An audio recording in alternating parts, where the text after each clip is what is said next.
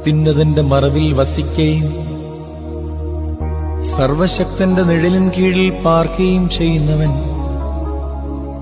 യഹോവയെക്കുറിച്ച് അവൻ എന്റെ സങ്കേതവും കോട്ടയും, ഞാൻ ആശ്രയിക്കുന്ന എന്റെ ദൈവവും എന്ന് പറയുന്നു.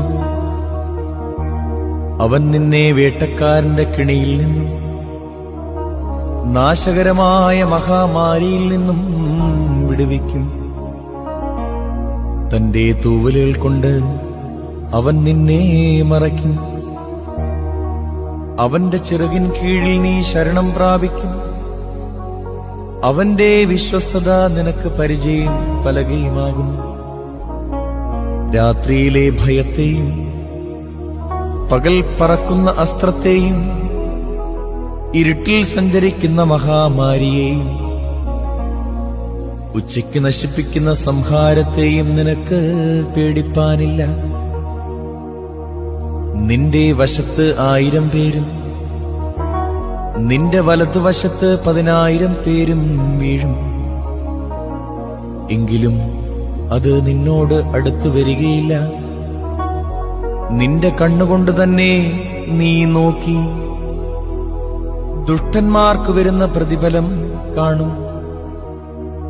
യഹോവേ, നീ എന്റെ സങ്കേതമാകുന്നു. നീ അത്യുന്നതനെ നിന്റെ വാസസ്ഥലമാക്കിയിരിക്കുന്നു. ഒരു അനർത്ഥവും നിനക്ക് ഭവിക്കയില്ല. ഒരു ബാധയും നിന്റെ കൂടാരത്തിന് അടുക്കയില്ല. നിന്റെ എല്ലാ വഴികളിലും നിന്നെ കാക്കേണ്ടതിന് അവൻ നിന്നെക്കുറിച്ച് തന്റെ ദൂതന്മാരോട് കൽപ്പിക്കും. നിന്റെ കാൽ കല്ലിൽ തട്ടിപ്പോകാതിരിക്കേണ്ടതിന് അവർ നിന്നെ കൈകളിൽ വഹിച്ചുകൊള്ളും. സിംഹത്തിന്മേലും അണലിമേലും നീ ചവിട്ടും. ബാലസിംഹത്തെയും പെരുമ്പാമ്പിനെയും നീ മെതിച്ചുകളയും. അവൻ എന്നോട് പറ്റിയിരിക്കയാൽ ഞാൻ അവനെ വിടുവിക്കും.